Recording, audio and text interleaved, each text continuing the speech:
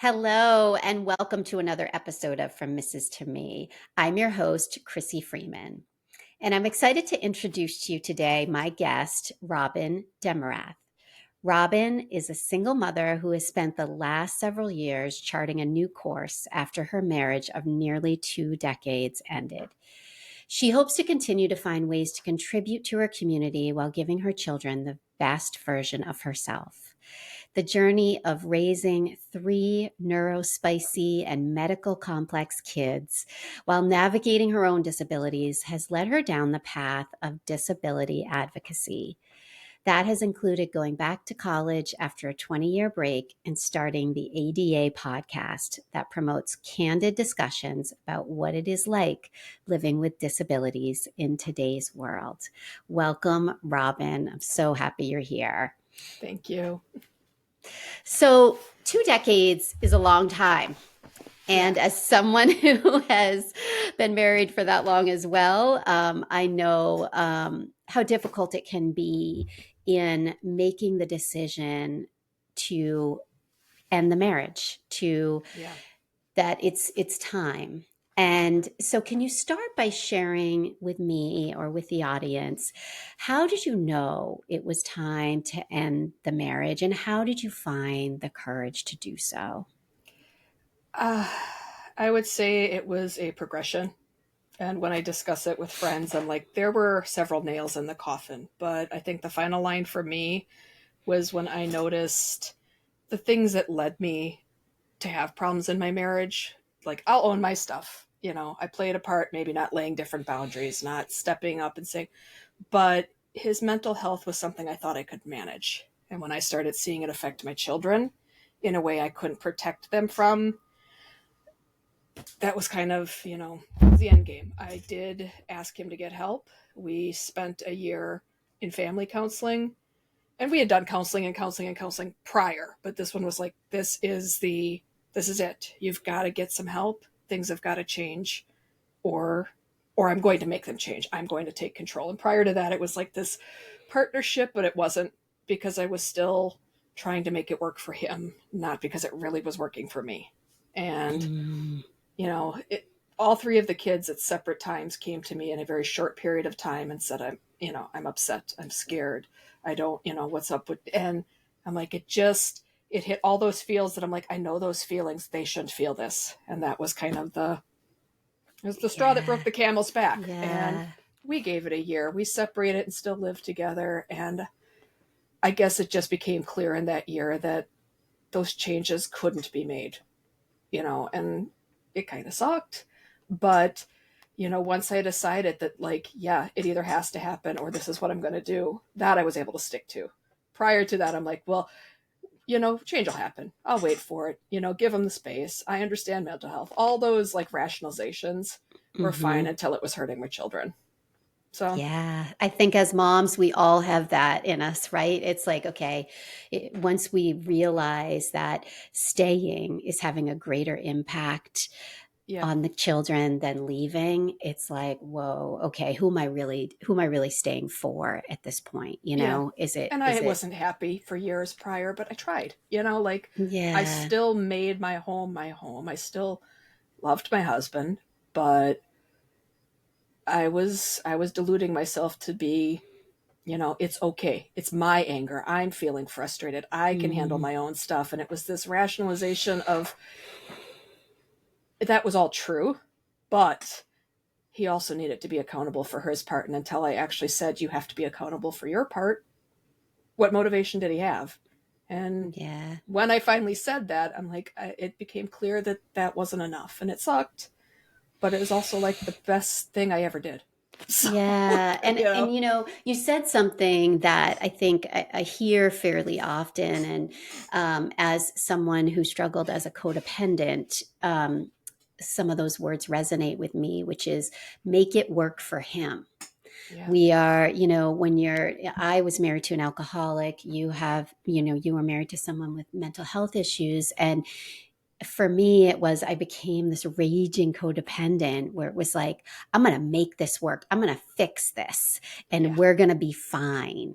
And it doesn't work that way, but you kind of have to go through that process of, okay, this isn't about me. You finally get to that place, right? Where it's like, you said it exactly. This isn't about me. This is about him. And he has to be willing to do the work. And when they Yeah. aren't, you have to make that decision for yourself. And of course, the children are always a priority. So thank you for sharing that. And we talk so much on this podcast about the transformation that we make after divorce, the from Mrs. to me, since so much, especially when you're married for as long as you were, is about identity. It's about when you leave a marriage that you've Yep. been in as a wife, and you're now a single mom. You're sort of reinventing yourself, or you want to move forward.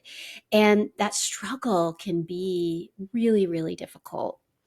And so, as you sort of identify, who am I outside of this marriage? So, can you tell the audience about your journey of discovery and transformation after your divorce? I'm going to pop back to prior to the marriage. He Great. was really the only relationship I ever had. And so I went right from my home to married. I Wow. actually didn't feel like until after the divorce I knew anything about myself other than I'll be a good wife and mom.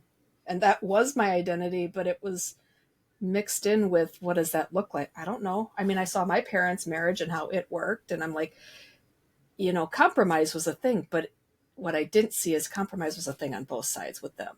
And Mm. that was never really the case in our marriage.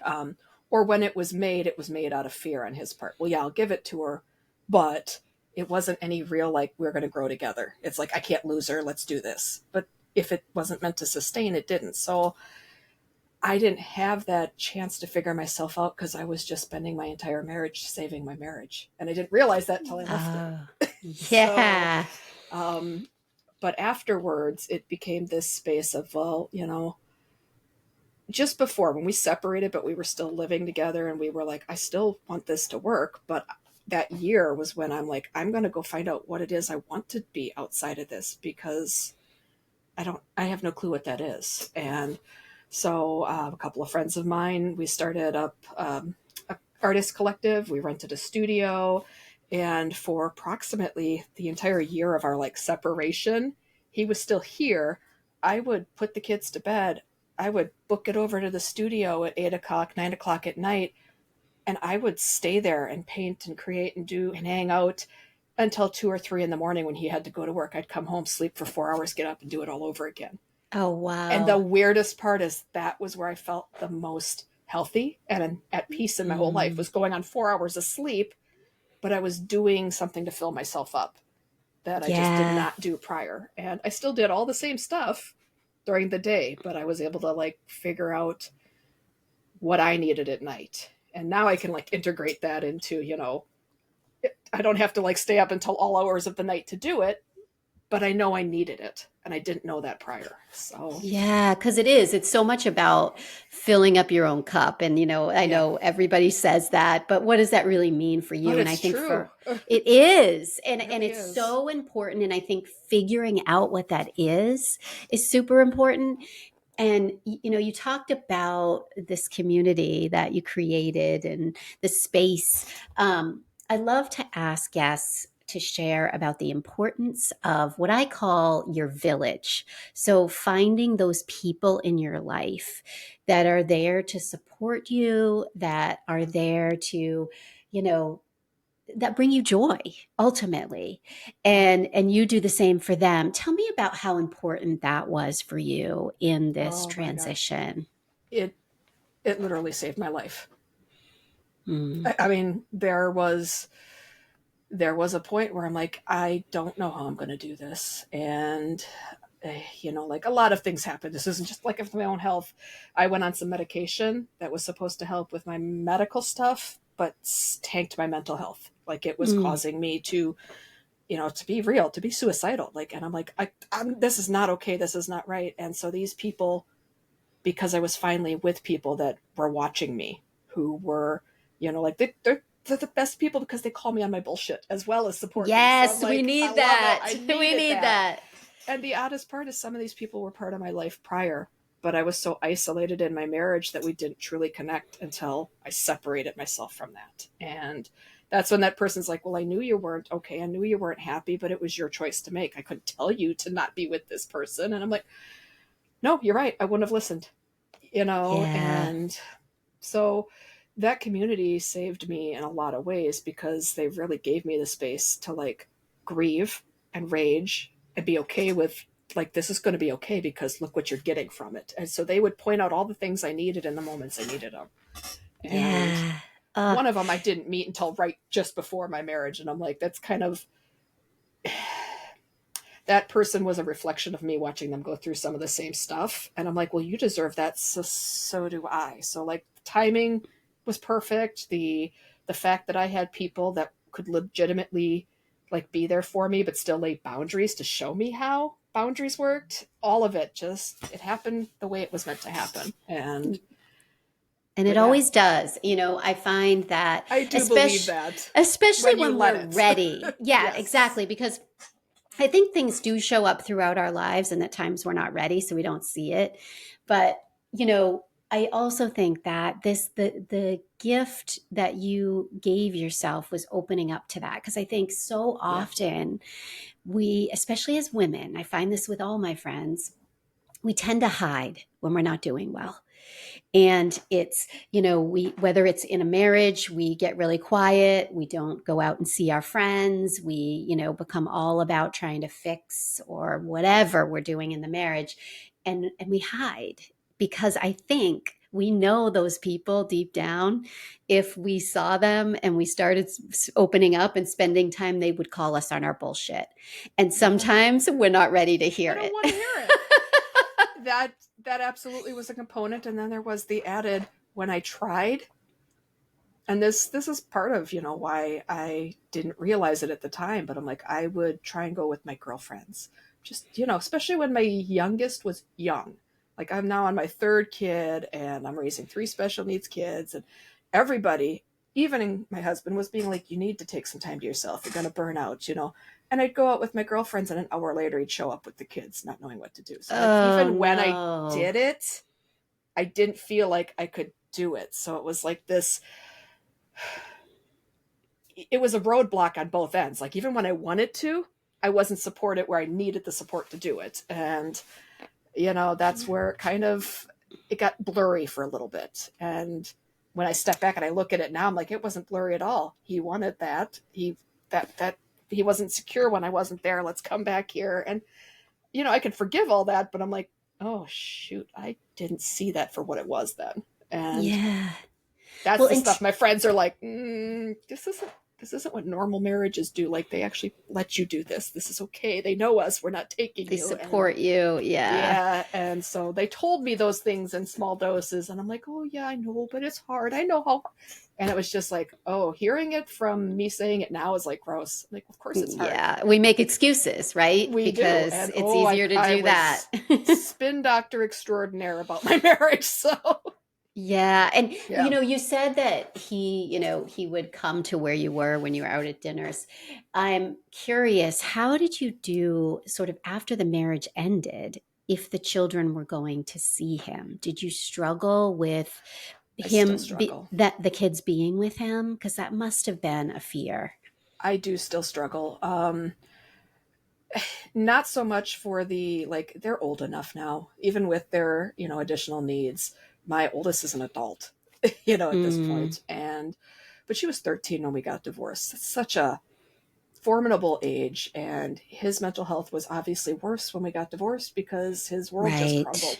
And while I can give him grace for that, the stuff that it did to our kids was like, oh God, that's not theirs for you to dump. Get some help, get some people, do what I'm Mm-hmm. doing, find your people. And I still had to stay his people so that my kids were okay. And Yeah. so that balance was, I mean, we're getting to a point where I hate to put it this way, I do care about the man and I feel bad for what he goes through, but I look forward to when all my kids are adults and I can be like, dude, you have no idea what you put me through, because I couldn't tell you while it was going to affect the children, and Yeah. just to finally put that boundary up of I don't have to be your people. I only did it and like that feels harsh, but it's still the truth. Like the only reason I'm still your people is because our kids need that. And Yeah. it's not that you don't deserve it. I'm not saying that. It's just the ugly of the reasoning why I'm doing that is why we can't be friends. Is why we can't be, because you don't see that. And I need people that see that I deserve as much as they deserve. I need people that will, own their stuff. And, Yeah. And and that's he's not so there. hard. That's So, so hard. I mean, because we aren't responsible for them, no. but But I they am are the responsible for my father of kids. our Yep. children. Yes, Yep. exactly. And we can't change that part. They No. will always be the father. And same thing. I think, I always used to say to myself, oh, why didn't you leave earlier? Why didn't you leave early? You were in and out of the marriage. But for me, it was similar in that Yeah. I was afraid if I left that he would drive them places when he was under the Yeah. influence. Yep. And so I waited until my oldest had his license. And some people might say, why would you do that? Why would you put yourself through that? Because it was about the safety of my kids. And And that was it. you knew, you just know them. You're with them that long, you know them. And the Exactly. scenarios in your head are real possibilities. So Yeah, you act on the possibilities, not what's right happening right now. And that's hard for people outside of it sometimes to see. totally. I'm sort of blessed with the fact that he does not get involved in like day-to-day stuff, because he just, I don't even want to dig into the reasoning. He's just not Yeah. regularly involved. We set a schedule. I did not move back home for the point of can be close. So we live like 10 blocks away from each other. Oh, And I nice. could have moved Okay. back home to my mom with her 6-bedroom house and like saved up all the money. But I'm like, Mm-hmm. I want them to still have access to their dad. So I stayed. Yeah.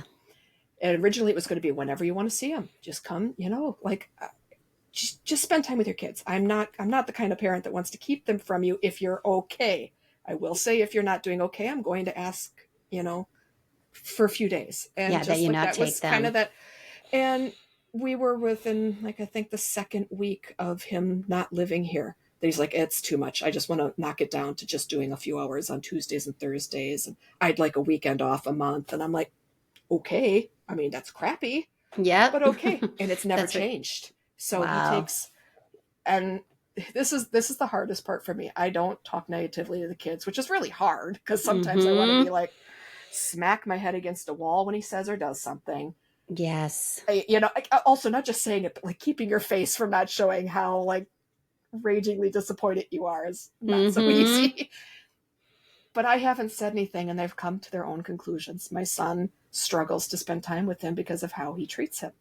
And Yeah. suddenly my ex is like, well, hey, can you ask him to come over? Can you see if he wants to do something with me? And I'm like, no, like you gave them the option to not come over all the time. He took it, Yeah. And Yeah. so it's hard to see my son struggle with that and not have the words to tell his dad that it's like, it's your behavior. Because I didn't tell his dad the same thing, and I was an adult. And Yeah. it's like, where do I step in? Do I tell his father? It's like, well, this is just repeating because you haven't made any changes. Because Yeah. that's not my job.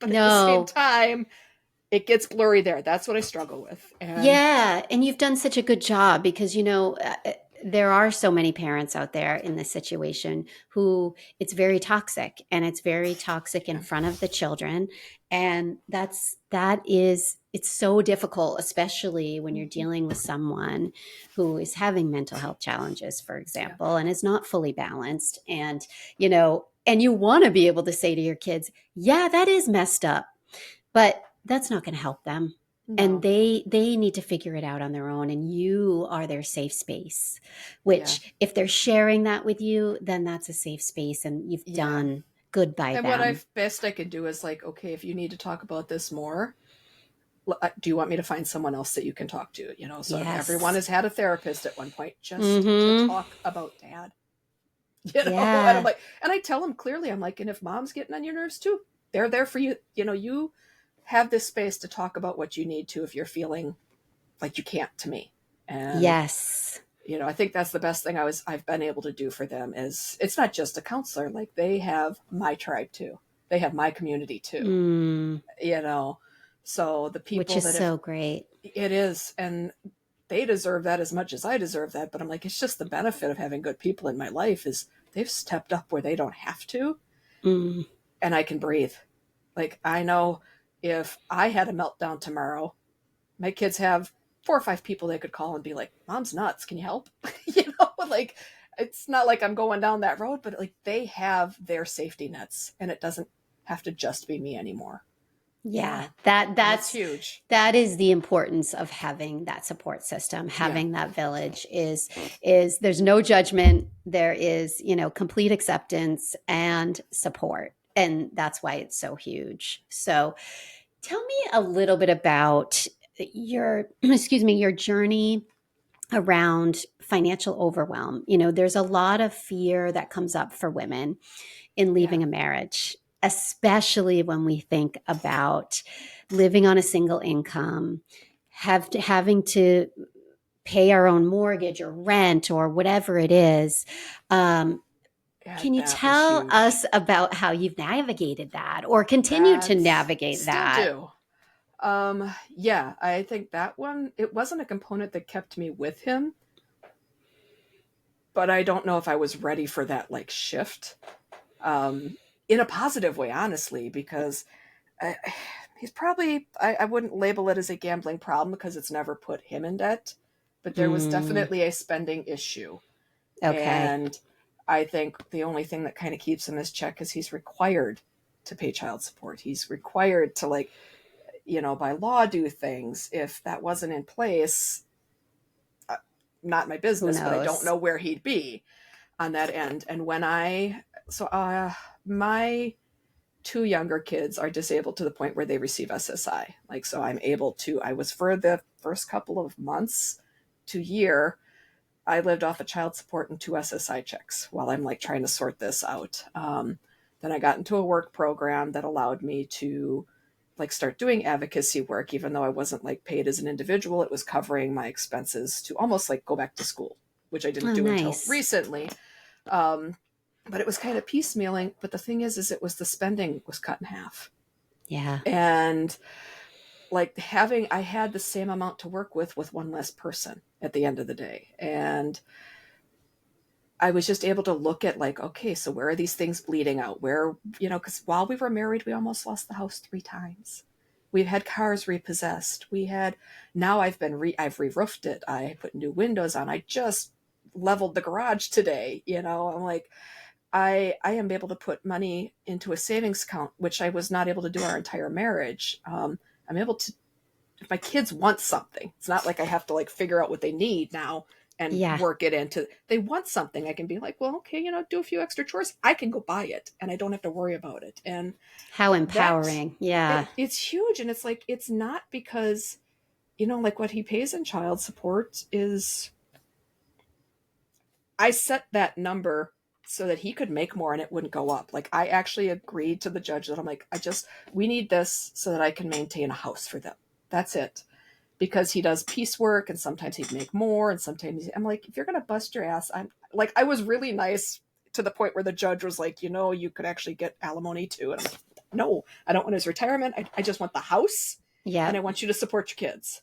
And at the end of the day, I'm like, I am really glad I did that because it does empower me. Like, I did do this on my own. I had my people, so I'm not saying, but I'm Yeah. like, I was able to do this without you. You can say, child, I pay, but yeah, but they're your kids, and it does go only to meeting their base needs. Everything else Yeah. that they're given, I'm doing, Good and for it is you. empowering. It's like, Good for you know, you. Well, and I think part of, as scary as it is, part of the benefit of it is exactly what you said.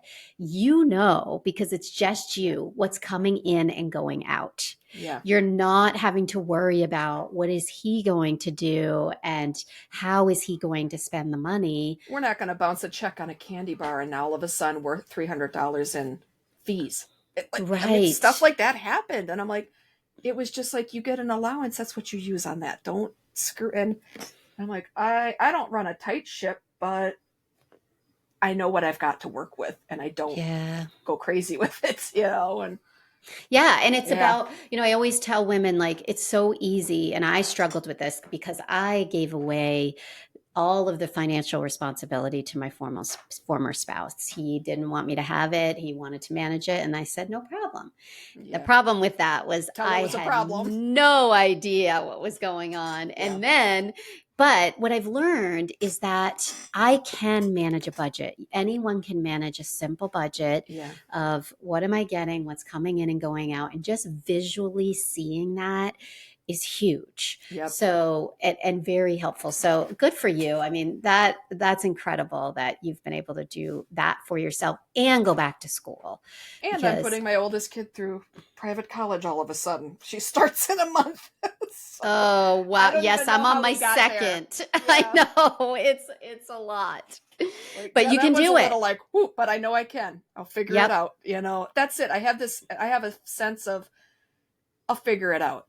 Before I'm like, oh, we have to figure this out, but it was never we. And so that added component of like, I really have no control over this, but I'm Yeah. putting in all the energy, but I'm not getting any of the benefit because I don't know what the hell's happening. This is kind of where, and now I'm like, all right, it might be rough for a few months, but we'll figure it out. And that might mean I Yeah. pick up a third job. So be it, you know? Yeah. And And mindset is such a huge piece of it too, is, you can see yeah, it in your is. energy that you're happy and, that's what matters is, I had someone on here a couple of weeks ago who said, she goes, I do things and before I do them, I say, I Yeah, get to go walk outside. I get to pay my own bills. It's like yeah. that also it's such a it's all about mindset and how we look at things and lots of times things will surprise us as a result of that Yeah. and beautiful things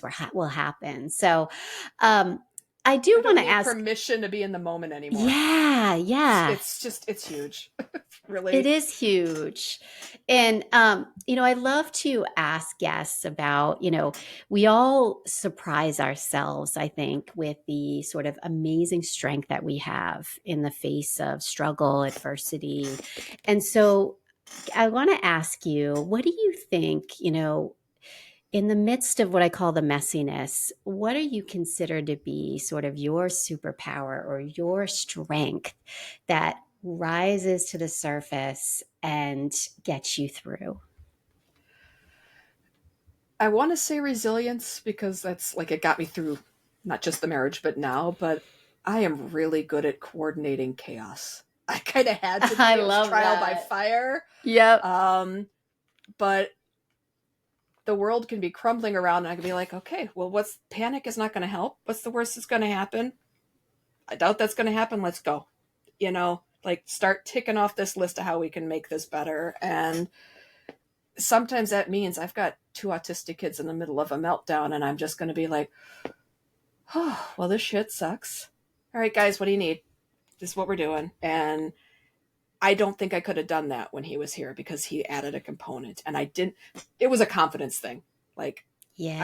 I'm only managing this because I'm required to. Now I'm like, I'm managing this because I'm the one that has the skill set to do this. And my Yeah, kids, because I can. because I can. It really comes back to it took out the component of shame when it's not going right because it's not mine to like constantly be in charge of. But I can Mhm. help, I can fix it, and I want to. I'm here because I Yeah. want to be. I am there for my kids because I want to be a good mom and I want to like give them, but I'm also learned, that like sometimes I have to let them fall and I didn't do that prior. So like Mhm. all of these, it's just really empowering to me to like show my kids I can screw up and it's all good because Yeah, I can allow them to exactly. do the same thing. And so I think my superpower really is just transmuting all the stuff that's happening into, yeah, but that played a part in getting us here.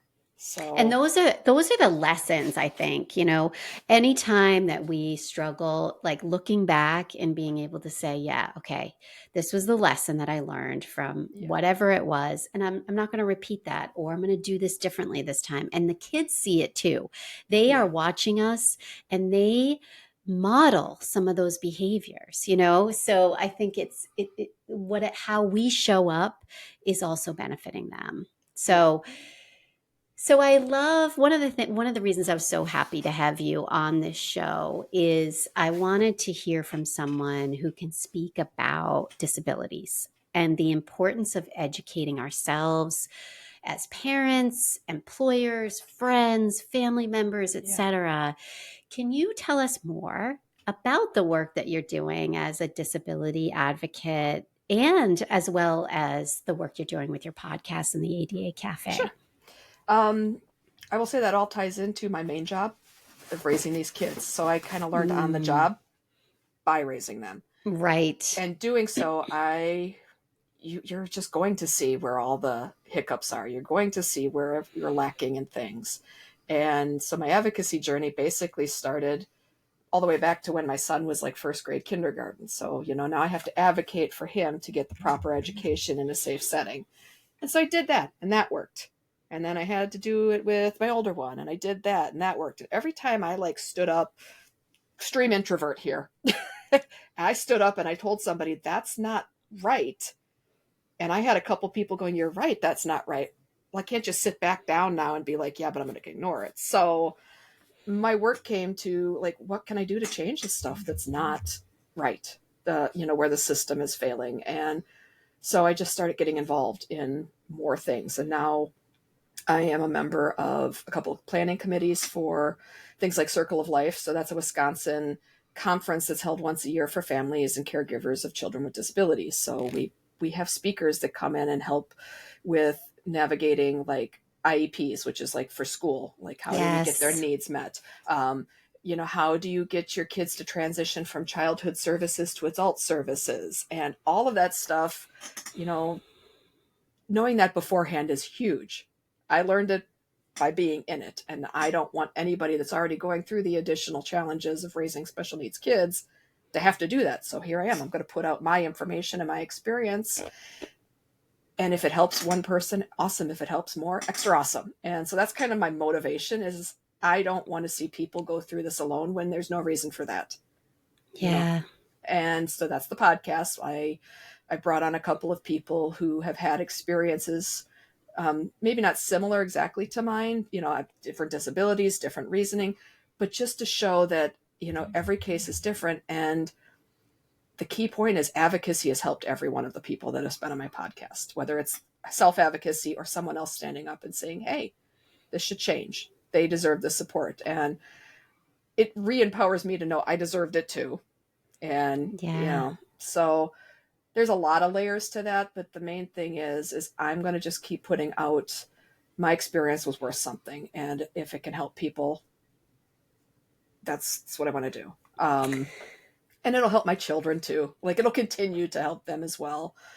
But yeah, that's my motivation, and it's also like seems to be the place for me. Like my passion. I was going to be a special needs educator until my own health knocked me down, and I stopped Hmm. college because I couldn't finish the practicum, and so it took 20 years. I'm just coming back to it from a different angle now.